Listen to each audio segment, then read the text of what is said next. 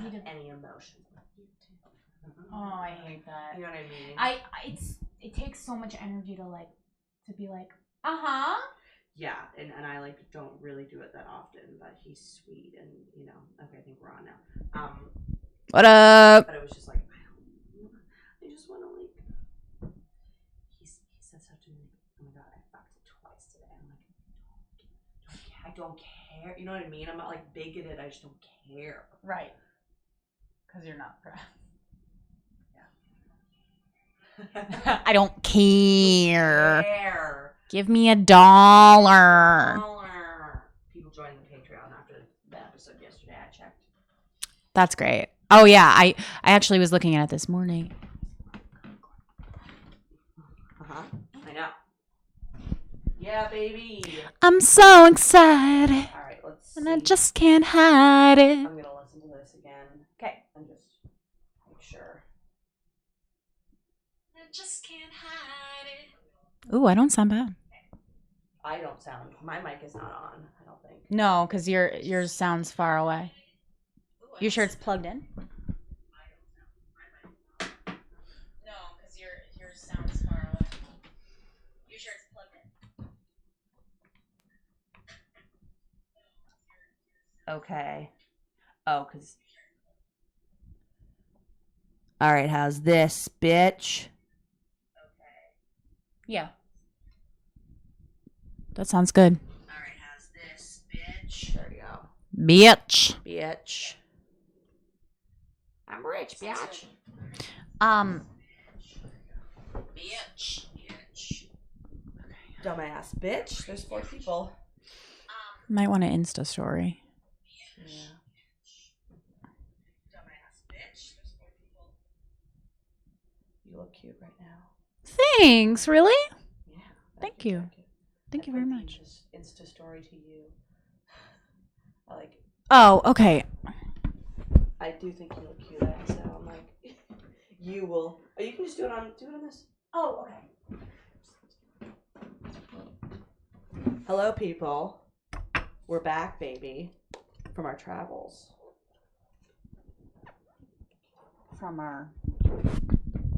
I can't travel. Oh my god, we need to talk about that. Yeah. Did you talk to your mom? Yeah. Whew! She's sad, but like she gets it.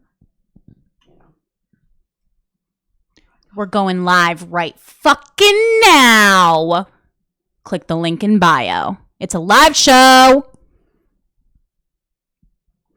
Coffee's so good. Coffee's so good. This coffee is so good. That coffee's good? I did something bad. I don't. You shit my coffee? What's your code? Here. I don't know how to work this Android phone. Does Andy have an Android? Yes. You're surrounded by Androids. I'm also surrounded by Anns and Uh-huh. Drew. Yes. Drew and Rowlands. Wait, I don't know. I need to watch that back because I don't know if it cut off. Hold on, I'm just gonna... Okay. I guess it doesn't matter if it did.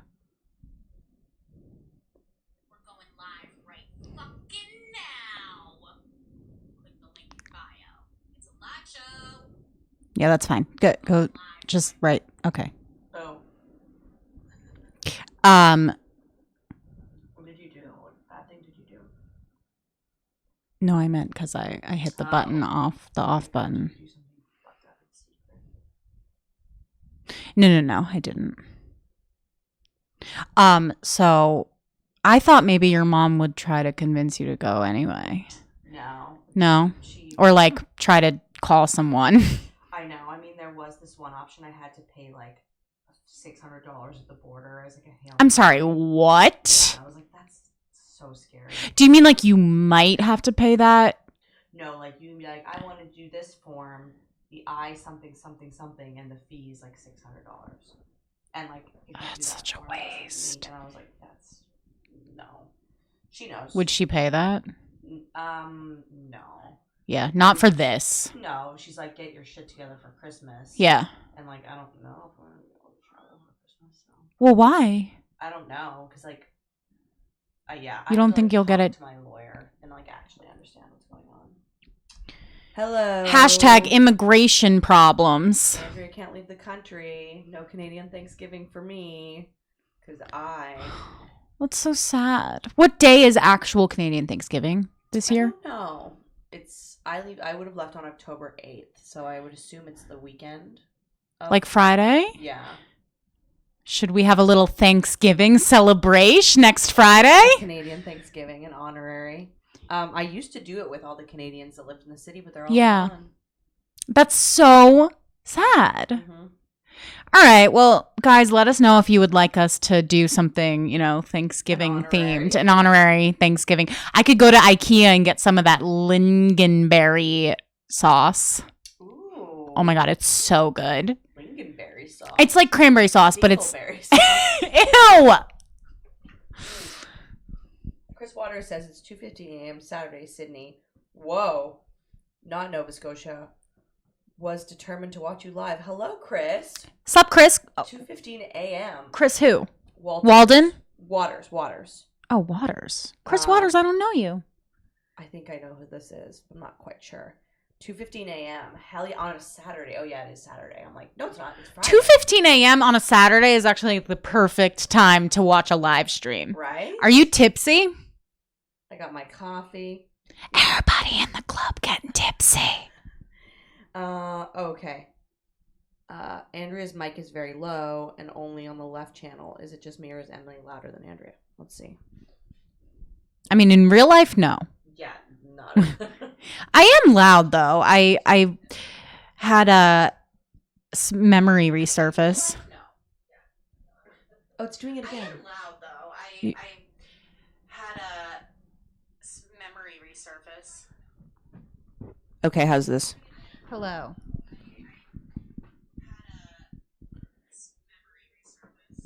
Oh my God, it's gonna echo a million times because Okay, how's this?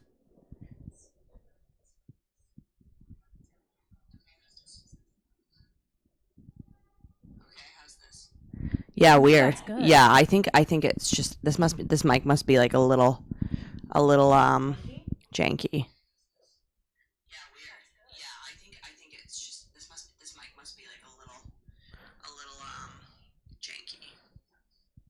Okay, Emily, you talking to yours now. This is me. I am talking into the mic.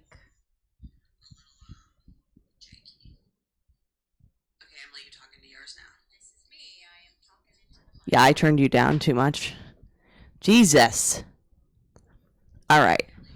This is me. How do I sound? How's it going? What's the haps? Chit the chat.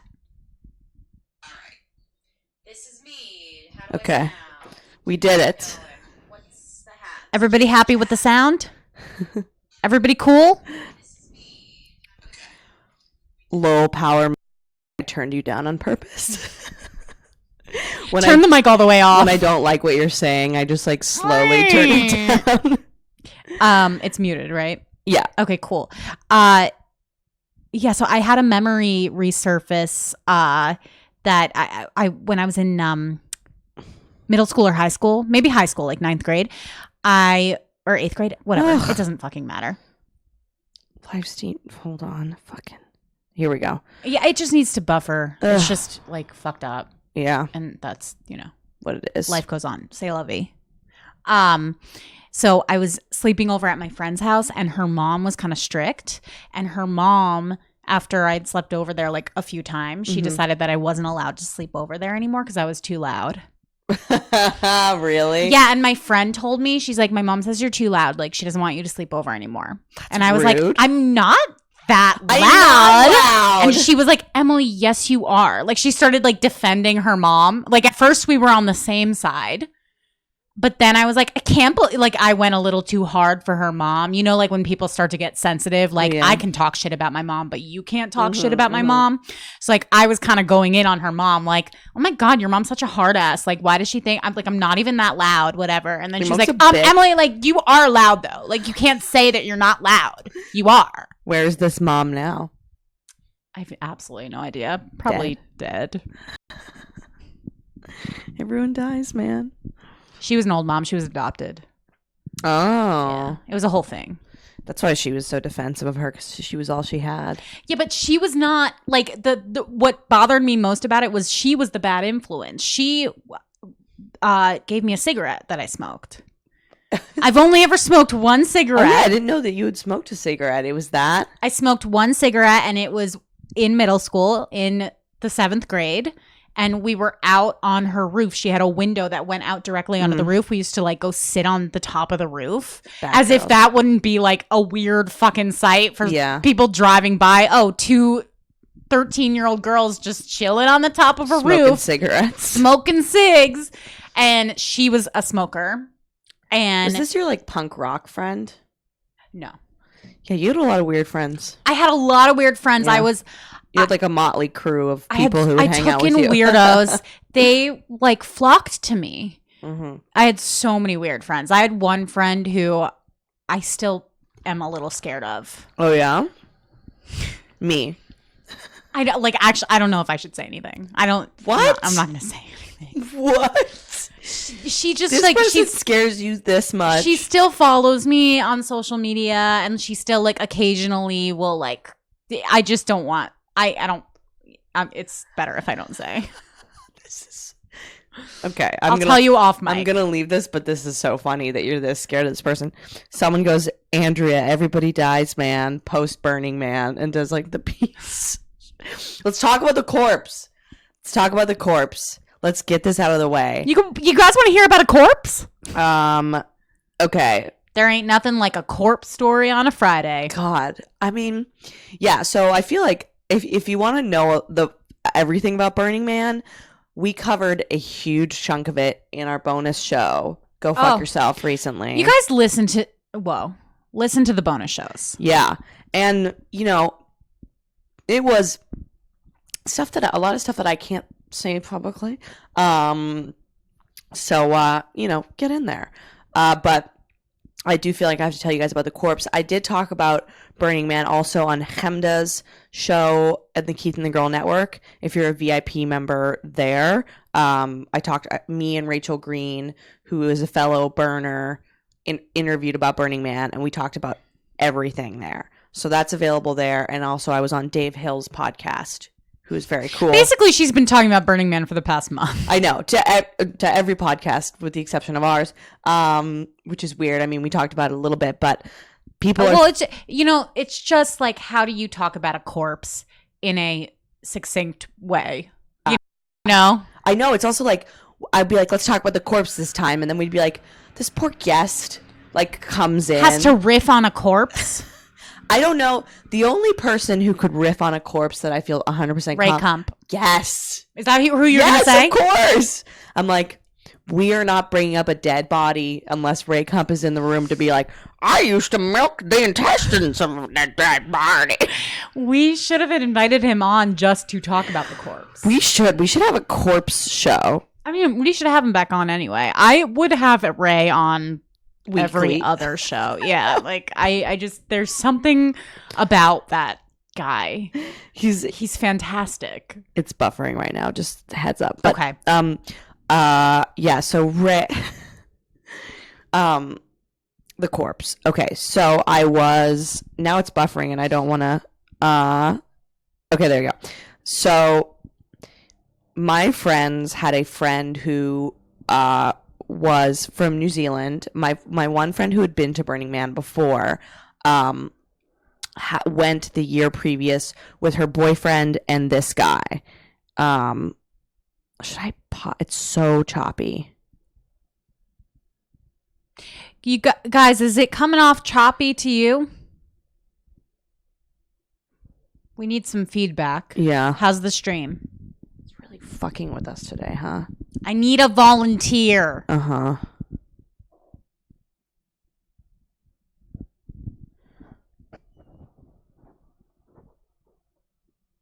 Try rewinding it.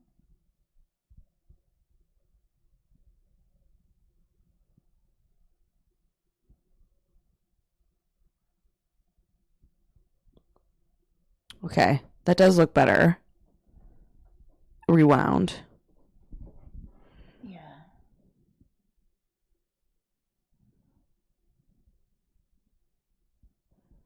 Okay. Now we. And now it's is that live? It's good now, Sam says. Okay. Okay. Let us know. Fingers crossed. Okay, so my friend had gone to Burning Man previously with her boyfriend and this guy from New Zealand. And the guy from New Zealand was like a lifetime burner. I think he'd done it like 5 years in a row. And was like a festival dude. He went to all the festivals. He like lived in a van. It's fascinating to me. Yeah, he was like he's like a festival lifestyle person. And they stayed at this camp that he was at. So my camp was the Dusty Beavers, which was smaller, Canadians. Like the camp that this guy was at was I think it was called like Beats with like a Z. Ooh. And it was like a party camp. Yeah. Like drug camp. Yeah, yeah. Well, I noticed like there are some camps that are like ours was like we party but we keep it chill during the day and like we don't get too fucking crazy in the common area. Like you can, but like generally speaking, it's more laid back. And then there's camps where like there's fucking speakers pumping all day, every day. That would be pretty exhausting for me. Yeah, it's a kind of a nightmare. Like all day, all night, raging. Yeah, I can't. There was like it was like it's 4 PM and there's like a DJ like pss, pss, and like no one's really around and I'm like, who's this for? Yeah. But like that's like that camp's vibe. So he was in that camp and he was camping alone. He didn't like no one really knew him. Mm-hmm. So they ran into him the night before when they were out and about. And so Tamara, my friend from New Zealand, her boyfriend and this guy were best friends. They grew up together. So Tamara knew him, but like isn't super close with him. But obviously he's her boyfriend's like childhood best friend. So they were like so excited and oh my God, how are you doing? And he was like, come by tomorrow and we'll hang out. Like come to my trailer, we'll hang out. So we're like, cool. The next day we go to the Beats camp and they're like, we're going to go get Shane and like maybe he'll come. We were going to go do something. I can't remember. We were all on our bikes and they were like, we'll go get him and he'll come back. Excuse me. Or maybe we'll just say hi, whatever. And we're like, cool. So we're all kind of hanging around and they go to his trailer and they're taking like a very long time. And so I guess they went in his trailer and they thought he was sleeping, which is Burning Man. It's not uncommon. No, it's not uncommon to sleep In the middle of the day. You know what I mean? Yeah. Like he'd been out raging. And so they tried to like shook him, tried to wake him up. And then he wasn't waking up. And my one friend, Tamara, was like, oh, let's leave him. Like, I don't want him to, I don't want to wake him up. And my other friend was like, no, fuck it. Like, wake him up. Which, like, in my mind, I'm like, oh my God, does she, like, regret being like, fuck it? Yeah, right. Because then you could have walked away and not realized, I mean, eventually she would realize. Totally. But, like, they got so much more in this Yeah. because of the decision to try to wake him up. Yeah. Like I feel bad. I just feel so bad for them in general. But so then they start like shaking him and then Tamara said that his hands were like yeah, and like his feet were also like curled, like tightly curled, which I can't imagine the like moment when you were like, oh shit, this Lights are out. yeah, because that's rigor mortis. Like, Oh, yeah. that's like you've been And that means like he was probably there for a few hours at least. yeah, like he had been dead for a minute. Once rigor mortis is like set in that way, rigor mortis is so creepy. It's so scary. so creepy. Ugh. And they also said, and someone mentioned this, I can't remember where, but Annie said that she noticed his skin was red and blotchy, Uh-huh. which when you figure out how he died, it makes sense. So then they were like, oh, fuck. And then they looked in his eyes, and his eyes were like glassy. Can you fucking imagine? Can you imagine? No. You found this person you know dead, and they're like, ugh. Like, I know seeing a dead body is hard. I've seen dead bodies. No, like- I've only seen one dead body, and it was at an open casket wake, and that was like I couldn't even look at it. Chris Waters says it was news here in Australia. Said he was a great guy. Yeah, everyone really liked him. Like, he was just very well loved. It was on the news. Yeah, well, because he was from New Zealand. This guy. Interesting. Yeah, Australia and New Zealand are fucking close. Yeah, it's just weird. Like, you don't usually hear about like Oh, yeah. random people dying at music festivals. Well, Burning Man, I think, tends to get. Well, did you ever hear More about press? Yeah, did you hear about the guy who ran into the burn? no, oh I'll my tell you- god, I'll what? tell you that afterwards. Burning Man. So, yeah, we'll get to deaths at Burning Man. But okay, so like, sorry. So you've seen a corpse, right? Have you seen a corpse before? I've seen a corpse at a wake Yeah. with like makeup on, Right. fully dressed, Right. and that was not my cup of tea. No, it's weird. People become smaller. Like, they become like little. You know what I mean? Interesting. I just like they become. It's so. They're not people. I know it's very clear. This is. Ooh, it's very clear when someone dies that they're just meat. Do you know what I mean? Yes. And Yes. and it's like, it's crazy because they were just alive, but something happens and you're like, this is no longer, this person is gone. And like, I can't imagine like touching. No. Yeah. I don't even know if I could like I've thought about like how hard it would be to like check somebody's pulse if I thought they were dead. Yeah. Like, I don't know if I could do it. I really don't. I can't even watch medical shows, like medical dramas. You know what I mean? Like, anything having to do with like the functions of the body, like, I don't want to have anything to do with it. But like, if you find a dead body, like, what are you supposed to do? You're going to Yeah. run away and like not No. try to do something? And such mad props to both of them for like being so, Collected. oh my God. Um, They were so, like, I was so blown away by how well they handled it. Cause I'm like, I just don't know. I don't know how I guess I would handle it as, like, I would like to think I would have handled it as best that I could, but it's such an way out of your regular, like, Yeah, like I feel like I would be just as likely to start like freaking being out. hysterical. So, okay, so they're like realizing he's dead. My friend Tamara checks his pulse. This is the friend who knew him. He's not breathing, listens to his breathing. I think she starts to try to do CPR on him. Can you fucking imagine? You're doing CPR on a corpse? I'm sure they're screaming. Like, I can't even. God, I hope they get some therapy for this, because, like, For real. this is so crazy. And so at this point, we're all like, what is going on? Like, why is this taking so long? I knew this guy was like a partier and did drugs, and I was like, oh, was there like a drug? But well, so this is from our angle, we just see ambulances, rangers, like staff members, and we're like, fuck. And my friend Sarah goes before us, like she went to go check it out, and we're like, maybe it's a drug bust, and we're like, oh shit. But we're kind of looking at our friends and they just look calm, but they're crying, and I'm like, okay. And then in my head I was like, oh, this guy is dead, you know what I mean? Like, so you had been We you were had far away. reconnected with them at that point? no, we could just see, we were always close enough to them, Oh. but we saw people rushing in, so we got like a little closer. Oh, so they're like standing outside the trailer. and we're like, what the fuck? And then we're like, Sarah's like, is it a drug bust? Like, should we go in and like help? And I'm like, well, if it's a drug bust, and someone came up, a guy was like, I'm a lawyer, do your friends need help? I'm like, we don't think so, like, they're not selling drugs, but like, why are there so many members of, you know, there were police? If it was a drug bust, like I would have been worried that they could be implicated. right, somehow. that's kind of what I was thinking, but I'm like, let's not run in and be like, Right. they're not, you know what I mean? No, like there's no. That would only you want to get yourself arrested too? Right. I had edibles in my bag. I was like, fuck that. I was like shoving the edibles. I up am my a ass. totally credible source. I'm wearing a fur vest and my tits are out. Yeah. These women are not, they're innocent. yeah, basically. They're innocent. They were so okay. So back to their perspective. So they're doing CPR. He's dead. They're understanding this is happening.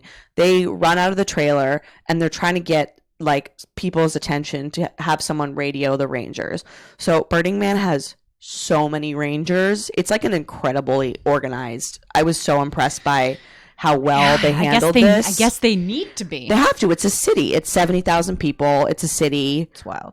One of the Rangers was like, more people die than are born on the playa during Burning Man, which I found delightful. Dead on the playa. Yeah, or born on the playa. So they like, and also obviously they're putting together a festival. It's impressive how much they keep things under control, considering like people are doing drugs everywhere. People are pushing their bodies to the extreme. People are out in the sun. Like there's so many possible ways for people to get fucked up. Mm-hmm. And the fact that like not a lot of people die compared to how many people could be dying is pretty impressive. Well, considering everybody's partying. Yeah, well, partying so hard in the elements, in the dust, like people probably go there and aren't completely prepared. No, yeah, people don't know. Like it's impressive. And so they're like they're yelling to people in this camp like, Shane is not okay, Shane is not okay. And the people in the camp, and this is them telling me, I didn't see this, everyone just starts fucking screaming because I think he was like partying with them and a lot of them were on drugs, and I think everyone assumed that he died of like a drug related death. Yeah. So now everyone's like, oh my god, he's dead. Now I'm on drugs and someone's dead. Did I take these drugs with it? Like fentanyl is right. What people immediately think. That's what I was thinking. Yeah. Like that's the most common conclusion when someone dies at a music festival. It's usually drug related. And so now people are fucking screaming, which is like understandable, but also like the fact that my friends who found their friend's dead body are not screaming right now, like, yeah, help them. They also were not on drugs. Totally. But it's like I just feel bad for my friends in that moment. I wish I had been there because I'm like, they were just surrounded by people in hysteria and like, yeah, they're trying to fucking, they're still kind of like, maybe he can be revived. I mean, I think they kind of know, probably not, but like they're trying to be like, positive. Let's get medical services, like let's get help. So eventually they get someone to radio a ranger, and then that's when we saw like the Rangers running in, and they were there so fucking fast, and the ambulance was there so fast, and the police, and also like therapists. There were like a lot of therapists. Really? Yeah. They have like social workers who volunteer because it's Did they talk to them? Yeah. And they had like aides, which was really cool. Like some of them weren't great, but a lot of them were really, like my friend Tamara said there was this one like Israeli guy that she loved who was just like very calm and like, you know, like, I'm here for you. And then like he had to go somewhere and she like grabbed him and he was like, okay, you know, like I'm not, you know, because they have to talk to the cops. They have to like, they're processing that their friend is dead. Oh, also, oh my God, when everyone's screaming and they're like getting the ranger, someone went into the trailer and pulled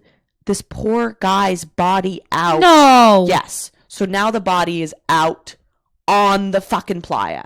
So like, okay, this is a pretty intense situation. Now the dead body is like out in the fucking open. Like whatever. I pass zero judgment on anybody because I really don't know how I would react. I don't think that I'm pretty sure I wouldn't. My move would be to pull the body out into the open air. Definitely not. I don't know. Like people are so weird around death.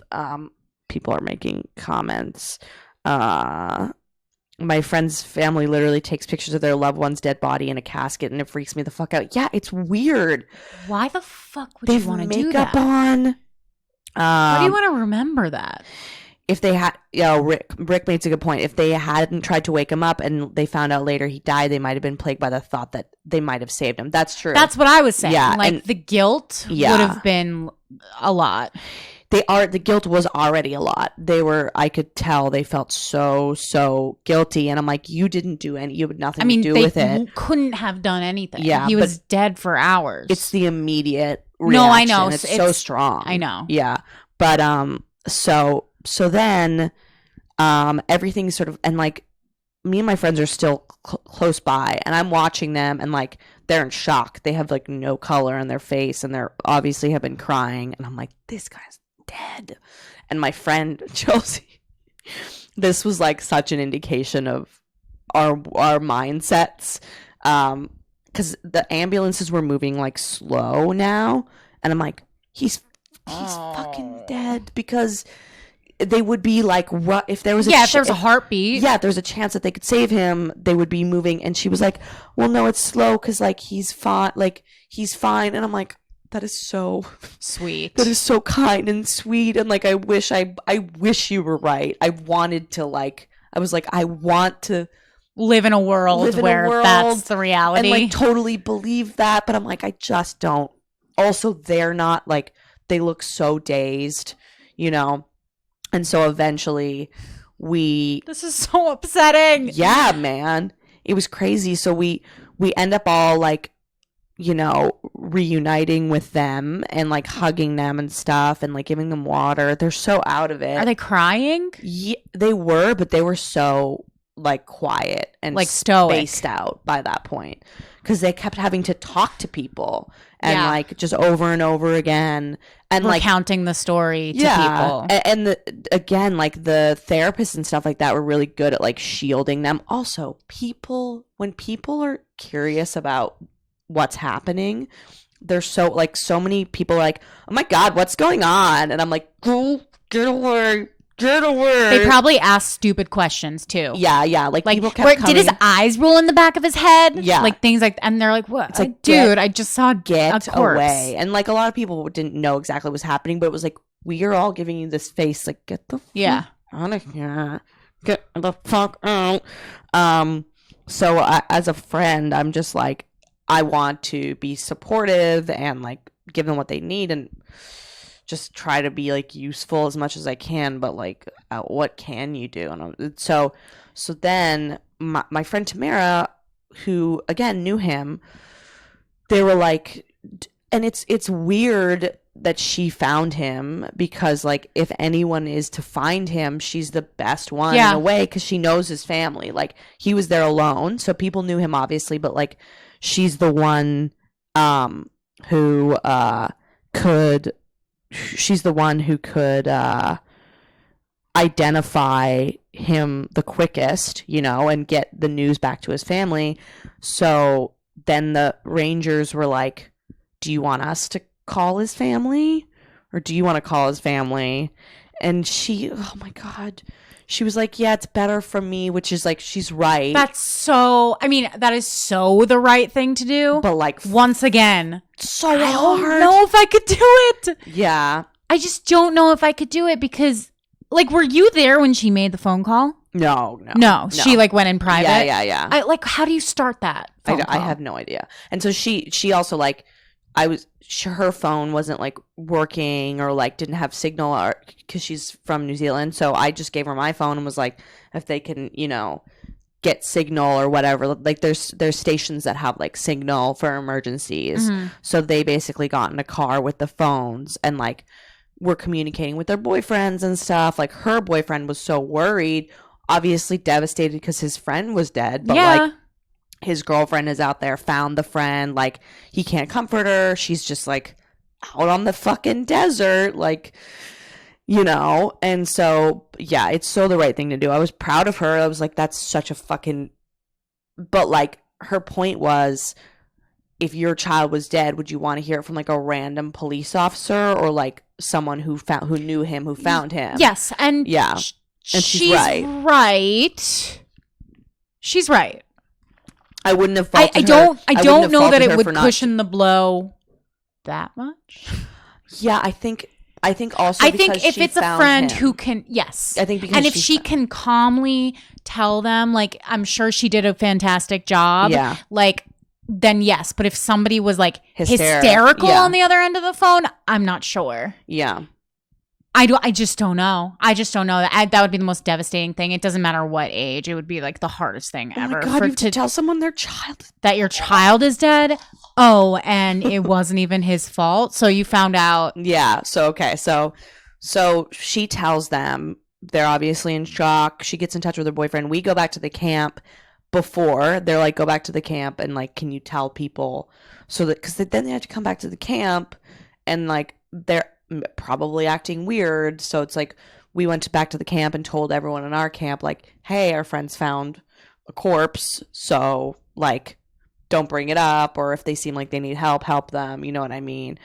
And when they came back, they were like, I think they were obviously shaken, but I think they felt a lot better because they had, like, done right by him. Like, they were like, we tried to help him, we got the authorities, we told his parents, like, they were like, we did everything that we could for this person. Yeah. And, like, just relief that it was over, really. But they were definitely, like, very spaced out, and you know, they were kind of like, let's try to spend time together and, like, have as much fun as we can. Well, you said they partied pretty hard that night. Yeah, because I feel like they were just like, I want to forget this. Yeah, and I'm like, I course. get that.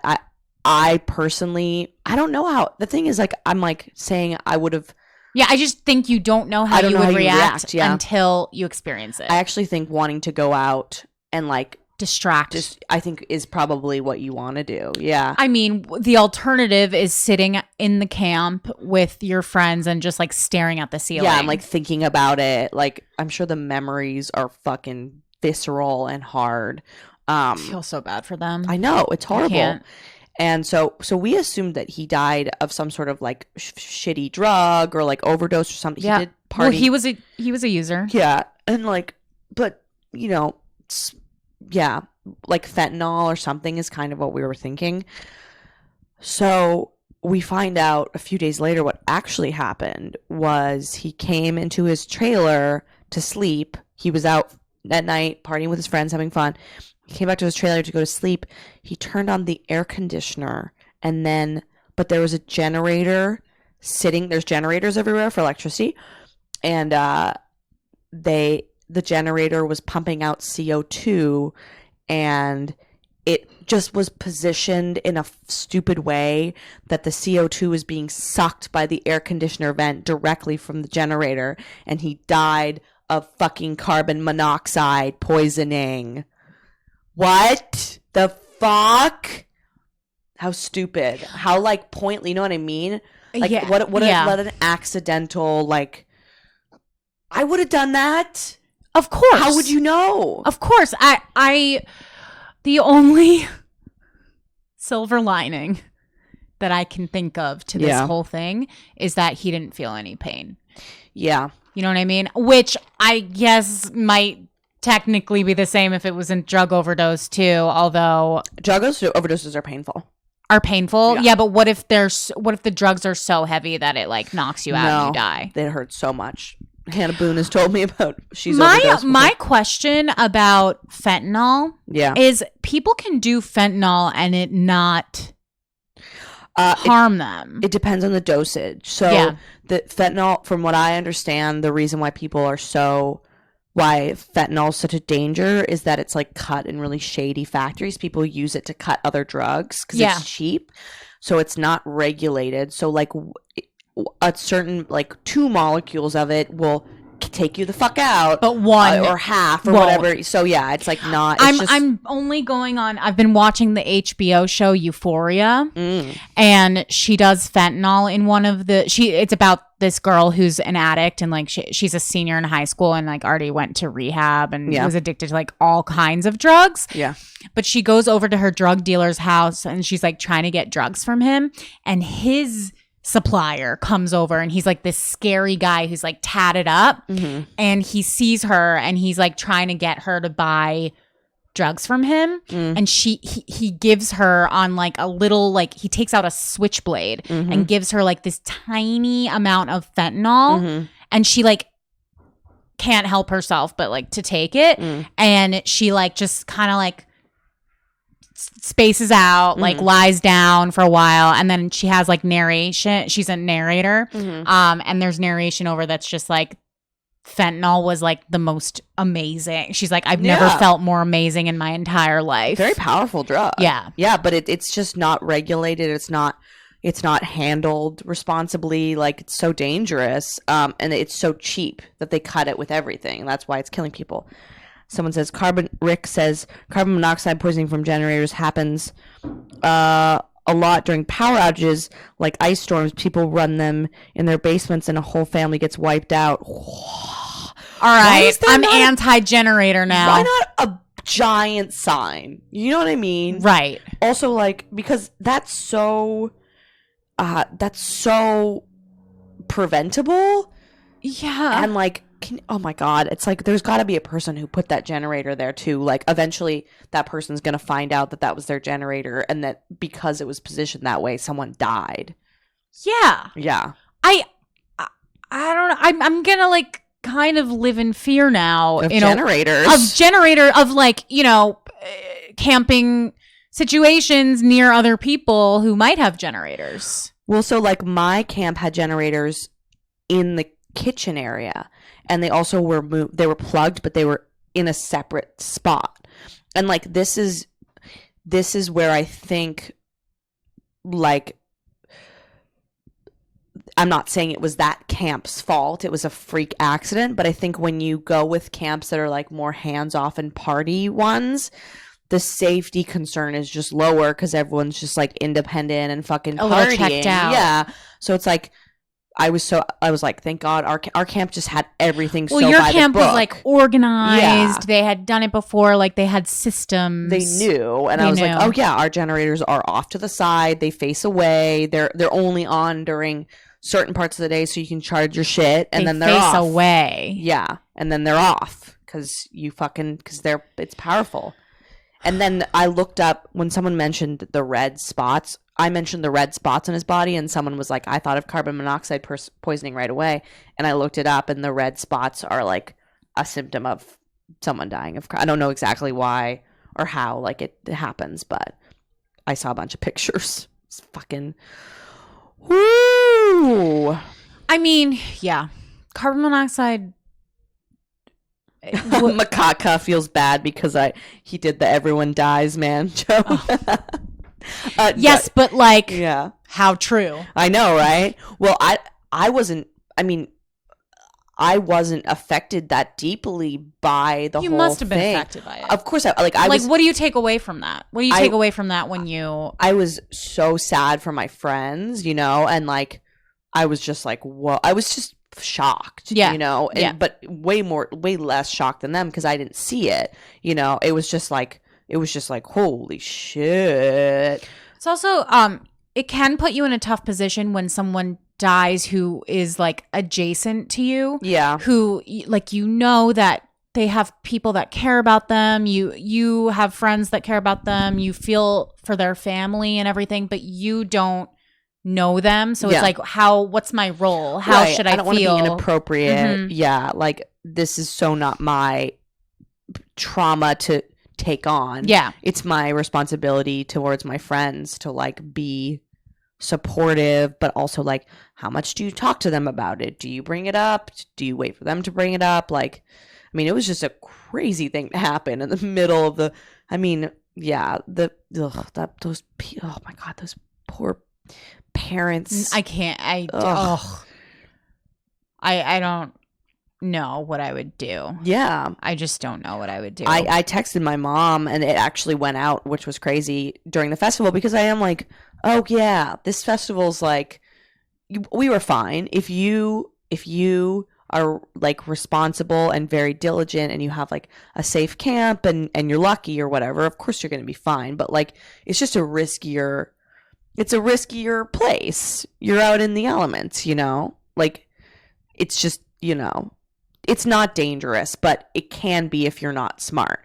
Like, you can so easily, like, I had to learn all these things about like being super hydrated, like dealing with dust, like, you know what I mean? And also like mentally, if you don't take care of yourself out there, you can lose your shit. Yeah. Pretty easily. Like, for me, I also like, I was saying when I was talking to Hamda about it, like, Burning Man is this like free, wonderful society, but I live in New York City, so I already have like a lot of personal freedom. So it was definitely like a little culture shock for me of like, oh my god, but like less so. But people who live in smaller towns, like, this must be a mind Yeah. fuck. Yeah, for You sure. know, just like, oh, there's like an old lady with her tits out, and like, you know, like love it, but like it's a lot. It's so much freedom, and Yeah. like the human mind can't really. It's a lot to handle that, and it's good. It's freeing. Like it's a good, I'm sure that some a- people definitely could go a little crazy. yeah. Well, there's this my friend, and I didn't know it was him. Someone was telling me. I have a friend from high school. His sister. They're like hippie people from California. They're the best. Their last name is Lube. They sell wine. Lube? Yes, they're the coolest people Maybe ever. we're related. Yeah. Oh, yeah. Nick Lube. His sister created this thing. I can't remember the name of it, but there's various like safe like huts around Burning Man for people who are having psychological like problems. Okay.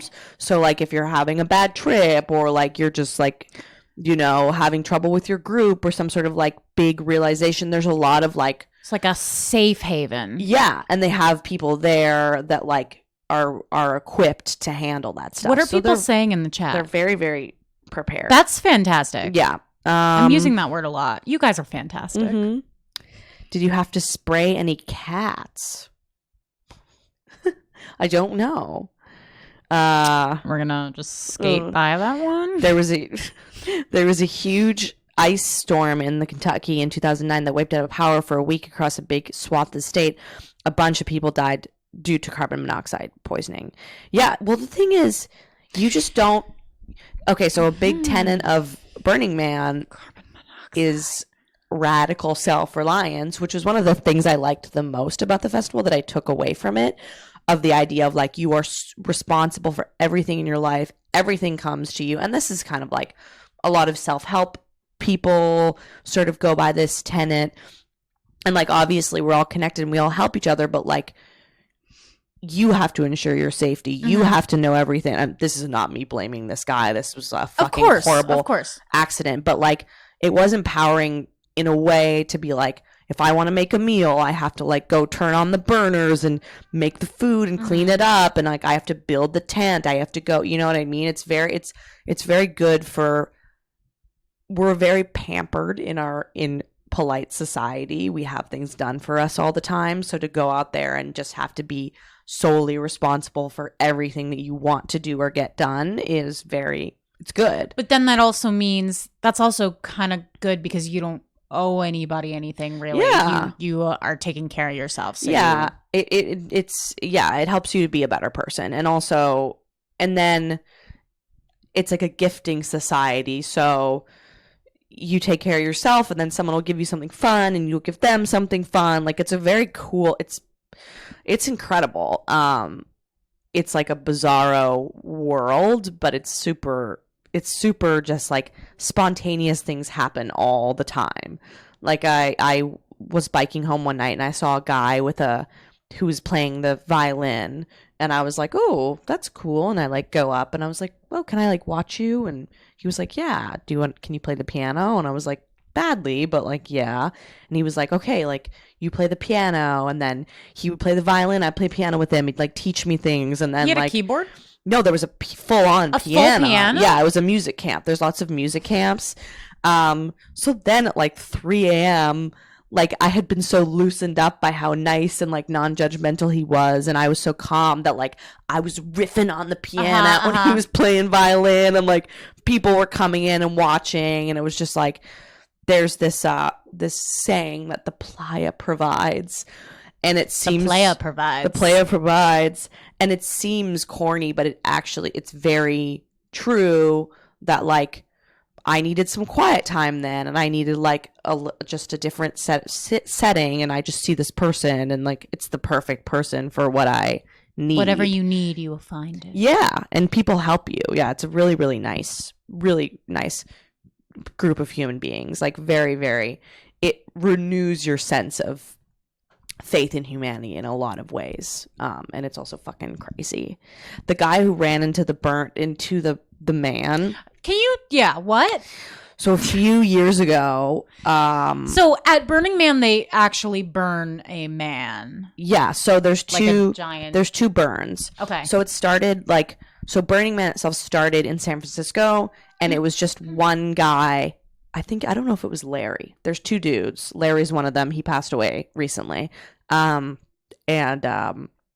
he was on a beach after like a very tumultuous breakup, and I think he built like a little man out of driftwood and like put their like relationship stuff in it and like burned it, and like he invited friends, and it was this whole like I am letting go of this thing. And then I think every year, like I think it was on the beach for a while and it got bigger and bigger, then it moved to the playa, and like it just continued to grow to be this whole thing. Like it's massive. It's also a business. Like I went to their talks with people who are on their board, and like they make sure they're working in like having diversity and inclusion, and they work with like the nature, they're like the park rangers, and like it's a huge thing now. It's like it's bigger than just a man. But the Burning Man thing is at the end, and they build this gigantic wooden structure, and it also has like neon lights and stuff like that. Every year there's the theme. This year's theme was metamorphosis, so like transformation. Ooh, let the rain fall down and wake my dreams. It's Metamorphosis by Hilary Duff. Nice. I think they had that in mind. Yeah, I think so too. So the man, I think, is built kind of like a tune with the theme. And when they burn it, it's like a crazy pyrotechnics. Like they have fireworks and stuff, and like huge explosions. How long does it last? It's pretty short, because once it goes up hard. Yeah. Do they like pour kerosene on it? I would assume so. Yeah. They have like there's like so many people there, like because it's huge. Yeah. Like it could get out of control. Is it hot? Yes. So everyone's there. Everyone's around it in a circle. Again, it's like 70,000 people all in the circle. They light it up, and there's fireworks and everything. It was so hot. I was near the outer circle, and I could feel the heat on my face. Like it was so intense. Damn. But one year, a guy, I guess they said he took LSD, and they said this guy was like hadn't really done drugs before, was like a very relatively stable person. I don't know anything about it really, so I'm just hearing the story secondhand from people who saw it. I mean, it would make sense if maybe he wasn't used to it. Of course, LSD is a powerful drug, but like that's such a that's such a leap. Maybe he was on something else too. I would hope so. I mean, who knows? He could have just taken way too much. I don't know. I don't know much about this guy. But so he ran into the man. Did he die? Yes.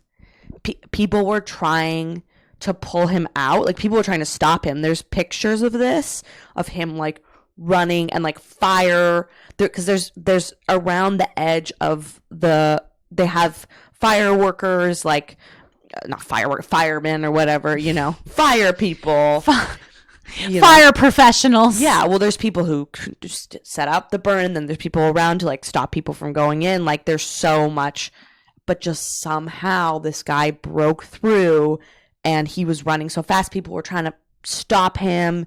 There's like this one picture. He was that dead set on running into the man, and he ran into, and he burned to death in it. Yeah, like people saw him burn to death. Can you imagine? Yeah. Yeah. Fucking. When did that happen? 2 years ago. Fuck, man. And it was one of the more notable. They usually have deaths. Again, they have more births than deaths. But like, there's a festival I was at before Shambhala. There was a Burning death. Man privately funded? Like, how does like who is it organized by? Like a private individual? It's a group. Like, could somebody? I'm surprised that like somebody didn't try to shut it down after that. I think it's so. I don't know. I don't know if they get sued. I'm not quite sure. But like, it's also they're not really responsible for like they. Yeah. But well, I you get probably it. do. You have to sign something that says like you're not responsible for them. No. I don't know. Yeah, they could get sued. I mean, you can get sued. Yeah. It's interesting. I mean, I don't know. Like, what do you get out of suing Burning Man? To be honest, I don't know. Like, yeah, but yeah, it was one of the more memorable deaths for sure. Like, oh my god. Oh my God. Yeah, the fire's so hot. I mean, A few years ago when we were camping, our friend, I won't name him, but we were taking shrooms and one of our friends was talking about jumping in the fire. Like, I think like going I've into had a fire. fire jumping thoughts before on drugs. See, I've never had a fire jumping thought, but there's something about fire that, like, when I was on mushrooms, It's intoxicating. I sat at the fire. This was the first time I took mushrooms. I was really nervous. I didn't want to have a bad trip. So I was like trying to safeguard myself and not go too crazy, like not get up and wander too far. Like, because I was nervous. Mhm. So I basically, for almost the entire time, sat by the fire and just watched the Yeah. fire dance. I love watching fires when I'm oh my sober. God. I'm such a pyro. But one of our friends was kind of like standing close to the Danny? fire. No, it was. Oh. He was talking about like oh, the fire's so beautiful and like getting closer to it, and I was genuinely concerned he was going to jump in. So yeah, I think like a giant burning man, I would be kind of surprised if nobody tried to jump in. Yeah. It's crazy that he managed to get in there. But then I think also by the time he was in far enough, you're going to die. You know what I mean? Like, it's such a powerful fire that if you hit a certain point, like the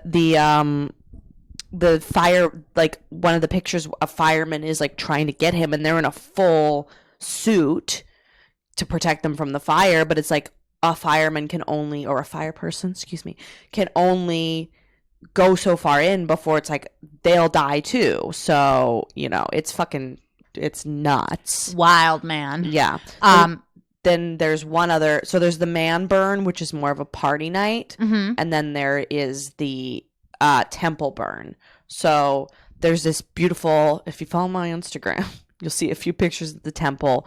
The temple is this beautiful wooden, like actual temple that they build in the middle of the desert, sort of like farther away from all the partying.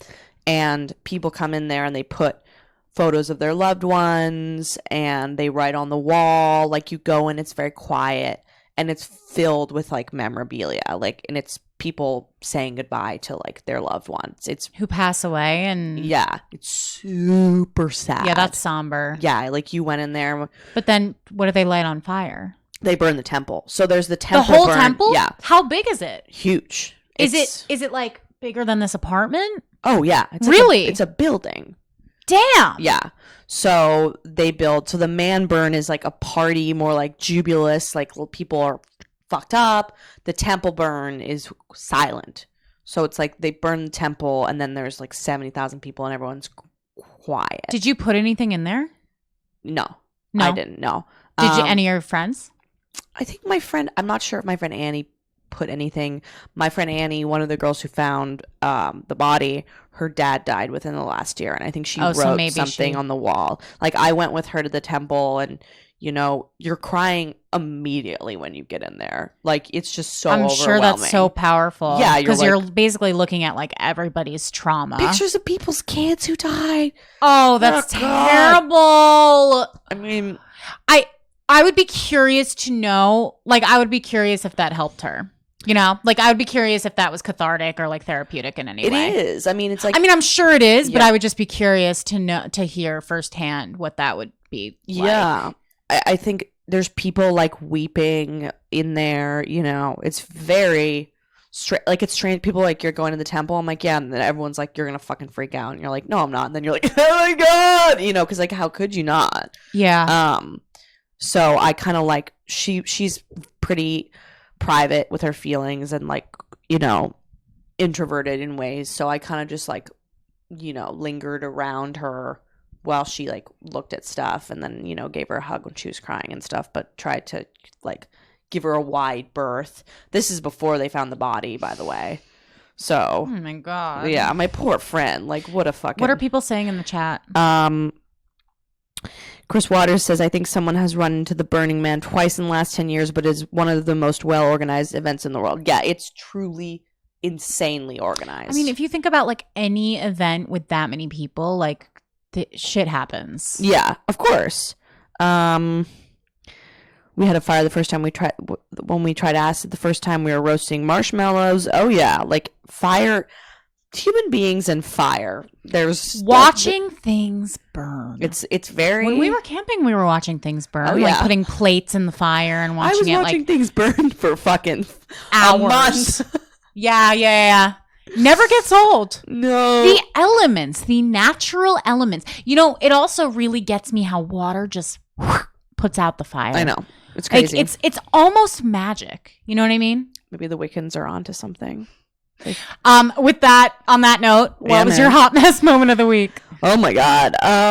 God, I'm back in society. You're back in the USSR. I know. Well, I guess so. I'm not able to travel now. I was going to go home for Canadian Thanksgiving, and because my green card application is pending right now, and like I haven't gotten updates, and I got like an extension and that's expired.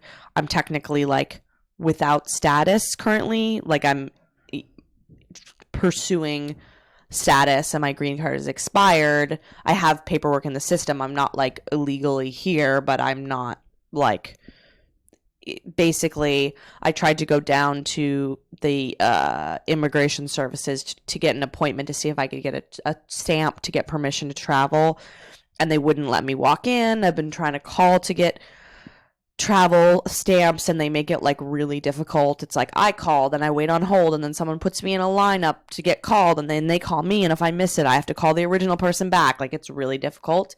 And so I had to like call my mom and be like, sorry, can't come home for Thanksgiving, because if I go through the border back into the US, the border guard can be like, your green card application is now considered null and you have no status. What do they do at the border? Like, do they just look at it? Do they scan it? Like, is it scannable? Well, my green card is expired currently, but I still have it. But Yeah, but like, what would they do? Like, what do they normally do when you? they ask for all your crossover? paperwork. So I give them that, and they ask you questions just about like, what do you do? You know, how long have you lived in here? It depends. They've gotten increasingly more intense in the past few years. Maybe something to do with the current administration. Like I got pulled aside and in a separate room last time, which hasn't happened in years.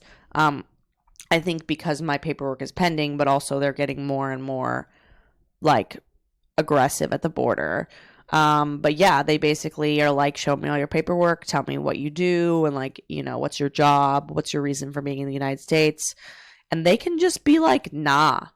And like, you can't be like, no. You know what I mean? But if you have a passport, why Yeah. can't you just cross over? Like, when we went to Canada, like I just showed my passport and I was able to go in. Like, why wouldn't? Well, you're a tourist. right? Yeah, I live here. Yeah, And I make money here, and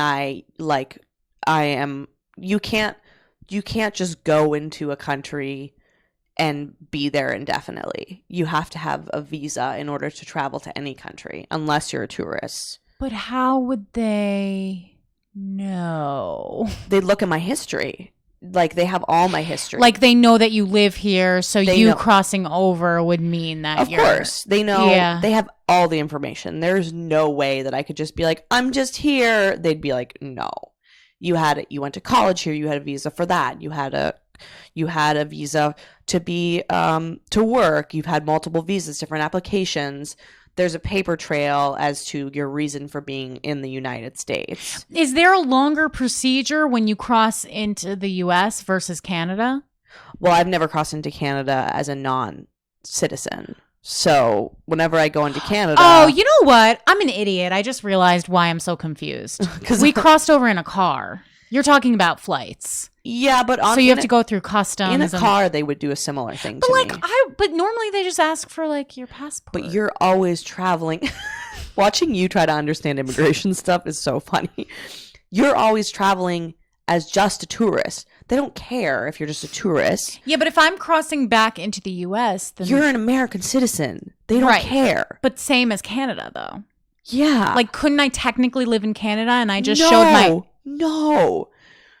Because you're going across the border. If you're like they go, why are you going to Canada? You say a reason. I am visiting. I am traveling. They can look up your shit and be like, oh, okay. Here's all your information. If you're in there longer than you say you'll be, they'll deport you. Governments keep track of people very, very diligently. If you went into Canada and you were in there longer than you said that you would be, they would find you and they would deport you. And they do the same thing in the United States. But if you came, well, I'm not saying you should do this. I'm just saying if you came back and then like you then got your paperwork done, technically like it No. You don't. I'm not saying it's a good thing to do. I'm just saying you can't do it. I would not be able to do it. There is too much paperwork history for me being a permanent resident in the United States for me to just come in and be like, what? They would be like, you live here. Why do you not have your status? Mm-hmm. I have to be accounted for and legally here always. Mm-hmm. Even the fact that I'm in limbo right now makes me insanely nervous. What does your lawyer say you need to do next? I have to go get like a traveling stamp, but like I need to have a phone call with him because I don't know, because I applied for a 10-year permanent residency, which would mean that my green card expired after 3 years. I don't want to keep reapplying every 3 years because then I have to keep waiting and the government takes a really long time. Yeah. So I reapplied years ago, and then my green card expired. They granted me an extension because basically like I put in an application but didn't hear anything. That extension has now expired. So I'm technically like without status currently, which is a bad thing. Like it's fine because I have an application pending. Like border guards will look me up and be like, you have an application for permanent, like a 10-year permanent. It's called removal of conditions, which basically means like I don't have to keep applying. It's only every 10 years. Yeah. But like they know that I'm legally trying to be in this country and that I have been for years. So I'm a much less risky. But people who come into the United States illegally often will come in as tourists and then just go underground. Right. So I'm so not underground. You know what I mean? Mm-hmm. Like there's such a paper trail that I intend to live here and have, that for me to be like, what? they would kick me out. Right. They would be like, but you don't have technically they could kick you out just for existing here. Yeah. Yeah. Well, no, I hold green card status now, so they couldn't kick me out because I'm not doing anything illegal. But if I travel now and I don't have active status, like currently I'm waiting to hear back and my extension has expired. If I went through a border now, yeah. So while that process is going on, you're just not supposed to because it's mess risky. with it. Because if you go across the border, technically they can be like your whole application is null. So basically, I have been waiting for 2+ years to have like a 10-year green card. I could cross the border once, and a guard could be like, "No." How do you know? And you can't fight it. How do you like? What do you have any sense of a timeline, like when that's going to get approved or not approved? Nope. You just wait. It's wild. And wait and wait and wait. And I'm like, I am a white person. Yeah. Who has an expensive lawyer who knows the system. You know, you can pay to get things expedited too. Like, it's just like any other. It's just like how the rest of the world works. It's bureaucratic. If you're white and you have money, it's easier for you. But it's still not like, you know what I mean? I'm white and I have money and I'm still not able to leave this country because I might not be able to come back in. Imagine not being white and not having money. I had a friend in elementary school who went to Mexico to visit her family one summer and wasn't allowed back in. Yeah. That's not an uncommon. One of my friends who I went to high school with got lippy with a border agent, and he was like, I can tell you can't come back here ever again. You know that. And she was like, okay. And I'm like, why are you being lippy with a border you there? agent? No, she told me like as a like LOL. I sassed around like, a border oh my God. agent. My blood pressure Terrifying. when I am going through the border is so fucked up. Oh, I mean, you saw me when we were crossing the border. He was like, why are you guys here? We weren't even doing anything weird. Yeah, I know. And I was like, I don't know. We're visiting a friend. Yeah. What? Yeah, because the problem with border agents is that like it's not an easy job to get, but it's not a super high paying, like intense, no shade to border agents, but it's a lot of power for someone who can just get a job. You know what I mean? It's like it's And any government position. And that person could be anti-immigrant.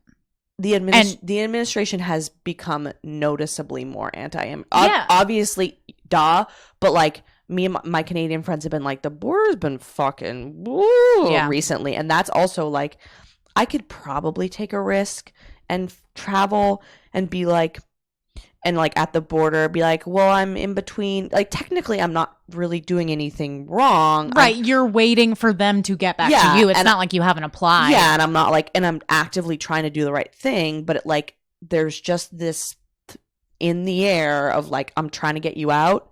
I will try my best to get you out. If there's a loophole that I can get you out, I will use it. It might not happen. It also depends. Like when I'm waiting at the border, I'm like, please not the old white guy, please not the old white guy, please not wait there. Come on. And then it's always an old white guy. And I'm like, hey, how are you? Yeah. It's hard out here for an immigrant. And I am a privileged AF immigrant. People are like, why are, there's such open hostility towards immigrants in this country in a way that hasn't been in the past. I mean, Trump said something about shooting. It's disgusting. Yeah, it's fucking absolutely foul. Disgusting. And like somebody went into a Walmart in Texas and shot up a bunch of people and purposely went there because it had a high immigrant population. Well, it's all the markings of like killed the parents of a baby, like a 4-month-old baby. Yeah. And the baby survived, but like it's xenophobia, it's fear mongering, it's classic fucking dictatorial shit. It's textbook. And like, I don't know, when I had a conversation with my mom, she was like, good thing you have that fucking Canadian passport because some shit could go down.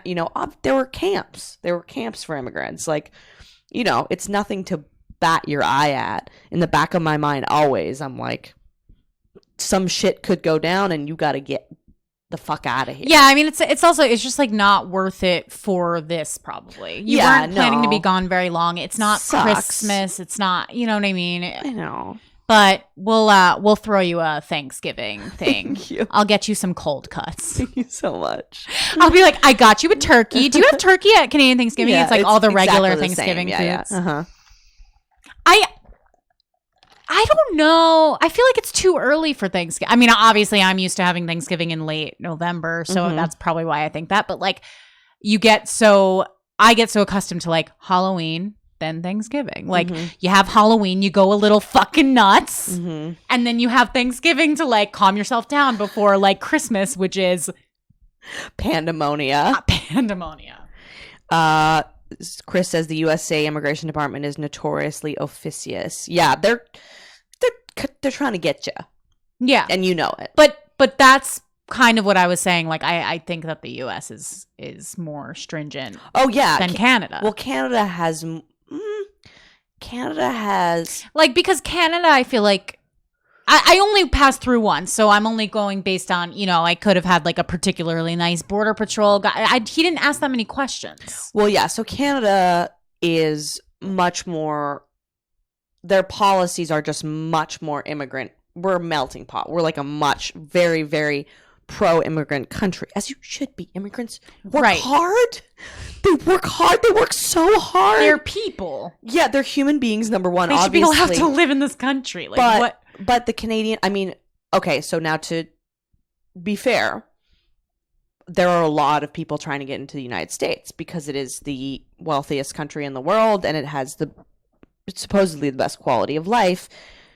They have just simply more, and it's so they do need policies. You need to keep criminals out, and I'm not saying that like immigrants are criminals, but like you have to. It's so much more. There are so many more people trying to come to America than Canada, like just as a matter of fact, and America has a higher security, it's a big military. It's the most powerful country in the world. Your immigration policies have to be smart to prevent domestic terrorist attacks, all this stuff. A lot of this stuff, whatever. I don't want to get into like, but We're already in it, baby. Canada's just a quieter country, you know. It's a bigger country with less population, so it's just a different. To compare the two is not fair because they're very, very dissimilar. But we have a much more Yeah.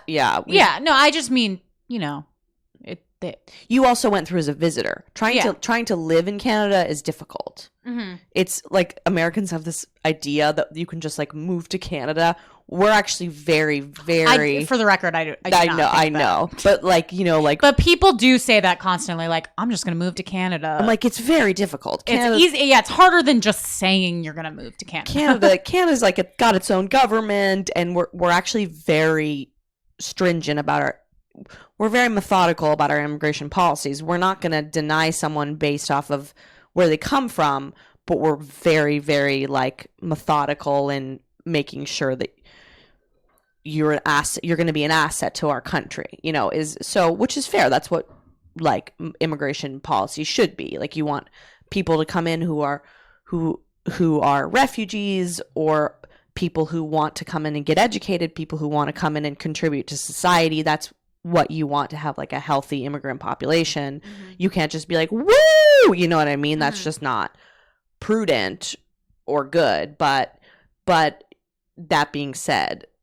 yeah, it's just, I mean, yeah, Canada's better. Wow. It's just different. She said it. Somebody isolate that clip. Yeah. Well, speaking of customs and flying and borders, I went to Spain I know, my God, over a week, and I came back. This is my hot mess moment of the week. And I was so jet lagged. Do you get heavily affected by time change? It's horrible. I mean, I guess everybody does, but when I went to London, I was like, this is a nightmare. Yeah.